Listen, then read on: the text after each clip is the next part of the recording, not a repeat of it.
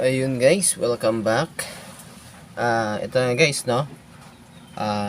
Okay na yung ating DIY na motorcycle anti-tip gamit yung ESP8266. So ito na, nalagyan na natin siya ng relay. So mas maliit na siya kumpara sa dati, saka manipis. Ngayon, ang feature nito ay kapag connected sa Wi-Fi o sa hotspot, mabubuhay yung motor. Ayan, buhay siya. Kapag naka-off, kapag hindi connected sa hotspot, mamamatay. So kapag inagaw sa yung motor at motor lang yung kinuha, tapos yung cellphone mo nasa iyo, pag lumayo siya, mamamatay yung motor kasi ma-disconnect siya sa hotspot. Pangalawa, meron siyang magnetic switch o red switch. So wala akong red switch dito. Example na natin itong switch na to. Kapag nakadikit yung magnet, mabubuhay yung motor. Kapag inalis natin yung magnet, mamamatay ang motor pero hindi agad-agad. Within 30 seconds, mamamatay siya. So depende sa'yo. Pwede natin siyang baguhin kung ilang segundo bago siya mamatay kapag nawala yung magnet. Ibig sabihin ng nawala yung magnet, kapag umalis ka sa motor, mamamatay yung motor ng within 30 seconds, hindi agad-agad. So gagana ba yung magnetic switch kahit walang Wi-Fi? Oo, gumagana siya. Ngayon, papakita natin. Ito. Ayan guys. Buhay siya. Ito yung ating magnetic switch. Kapag umalis tayo sa motor guys, ano ba, umalis tayo sa motor. Ayan. Pindutin natin ang isa pa. Kapag umalis tayo sa motor, matatanggal yung magnet. Ayan guys, magbi-blink siya. Magbi-blink siya ng 30 seconds. So, malalaman natin na mamamatay yung motor kasi nagbi-blink yung ating LED. Pero, last 10 seconds guys, magbi-beep tong ating buzzer. Indication niya, yan. Indication na 10 seconds na lang mamamatay na yung motor. So maya saglit mamamatay na tong LED. Ayan, wala na. Sabi patay na yung motor. So bakit ko nilagyan siya ng 10 seconds before mamatay? Yung motor, nilagyan ko rin siya ng buzzer. Para halimbawa nagda-drive tayo, tapos aksidenteng matanggal natin yung magnet. Malalaman natin kasi nagbi-blink or mag-beep yung ating buzzer. So yun guys, patayin yung motor. Pag idinikit natin yung magnet, ayan, buhay ulit siya. Ayan. Ayan yung features niya guys, no? Kapag inalis natin yung magnet, ayan, mamamatay siya pero within 30 seconds. Yun nga, pwede natin siyang baguhin kung ilang gusto nyong minuto bago siya mamatay. Pero last 10 seconds, magbi-beep tong ating buzzer. Na ibig sabihin, ano na siya, mamamatay siya ng within 10 seconds. Ayan. So 10 seconds na lang remaining, mamamatay na yung ating motor. Ayan. 10 seconds. Ayan, patay na yung motor. So patay na yung ano. Ngayon kapag nakapatay yung ating motor, halimbawa nakapark sa labas, meron tayong nilagay dito na vibration sensor. Halimbawa, ginalaw yung motor mo. Ito, ginalaw yung motor mo. Mag-a-alarm. So, halimbawa ito yung alarm natin, yung ating buzzer. So, kapag ginalaw yung motor mo, nakapark sa labas, halimbawa, nakapark sa labas. Ayan, ito yung sensor. Ayan. Nagba-buzzer, no? Nag-a-alarm yung motor. Nag-a-alarm. Ayan. Ayan. Kapag ginalaw mo siya. Ayan. Ang kagandahan yan guys, kapag may wifi tong ating module, may ano sa'yo sa blink.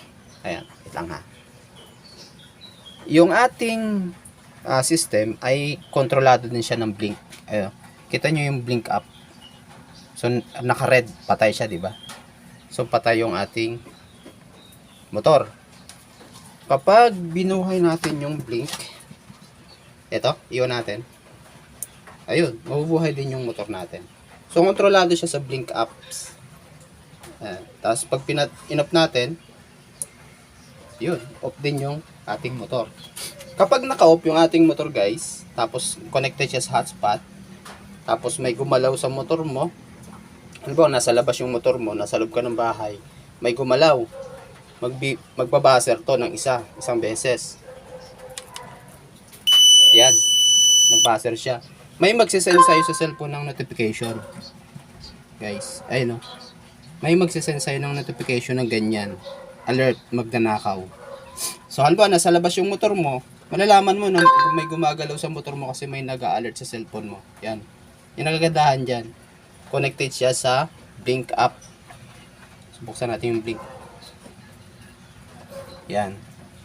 Naka-off. Yung sensor natin guys, gumagana lang to kapag ayan.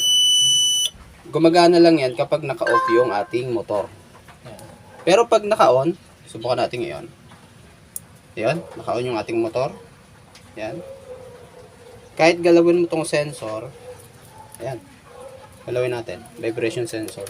Hindi siya mag-a-alarm, no? Kasi safety features to guys, halimbawa umaandar ka, tapos activated yung sensor mo, vibration sensor, di mag-a-alarm yung motor mo habang umaandar. So nilagay natin, kapag naka-on, umaandar yung ating motor, hindi gagana yung ating vibration sensor.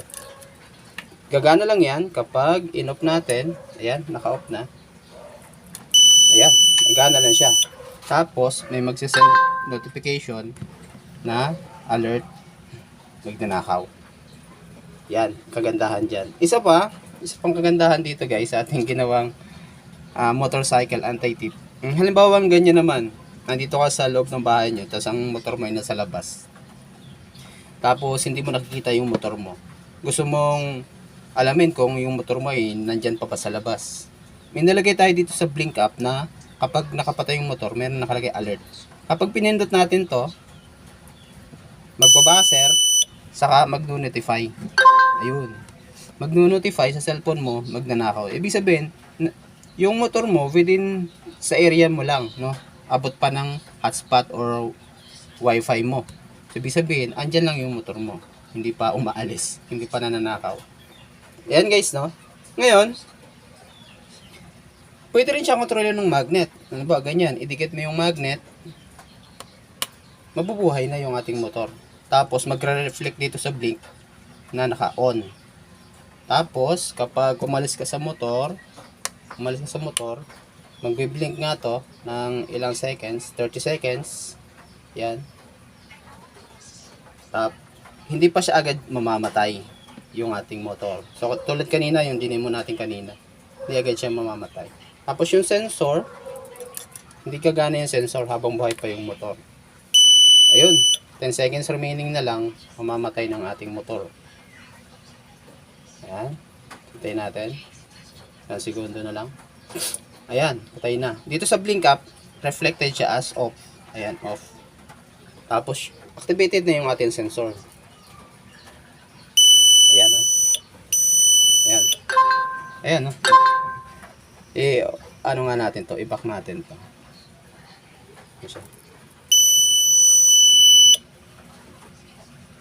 Ayan. Nag-notify. Nag-notify. Isa pa.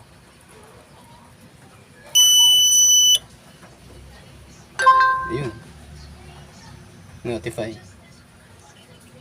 Ito guys, itong blink app, kahit malayo ka, basta may internet yung module natin, kahit nasa probinsya ka o nasa ibang bansa, makokontrol mo yung motor mo gamit yung blink app.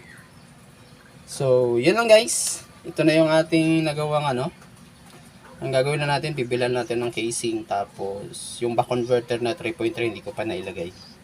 So, tapos, itetest na natin sa ating motor.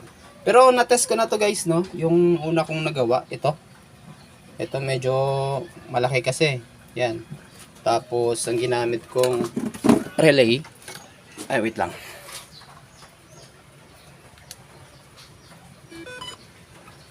Ayan. So, ang ginamit kong relay ito guys, ito. Nabibili sa Shopee. Ayan. Ganyan. Ayan, tapos lalagyan ko pa ng Node MCU. Ano natin Node MCU natin.